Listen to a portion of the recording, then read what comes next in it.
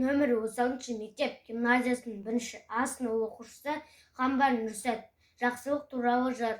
Париза Оңғарсынова. Ей жарық күн, нұрыңды шашты алма, шаш нұрыңды қарттарға, жас балаға. Ызғар сіңген жеріме шуақ керек, мұқтаж оған ауылда, астанада. Сәулең менен себеле үміттемін, жер бетінде жылысын күдіктерім. Адамдардың сатқындық сұмдығынан қалжыраған жерімді жібіт менің. Күңгірттенбей көтерсін шыңның басын, қарттарымның ұзартқан ғұмыр-жасын. Қорқыныш пен үрей жер кеуделерде, қу бәрінде соңына бұрылмасын. Кетсін тағы шарықтап ауысқаным, қонақтасын ырыспен табыс күнім. Ұл қыздары көтерсін қол ұстасып, қазағымның елдікпен намыс туын. Жарықтасын шуақ боп алғашқы үміт, жүректерді жүрекпен жалғастырып. Адамзатқа бірлік бер, тыныштық бер, ынтымақтан туындар бар жақсылық.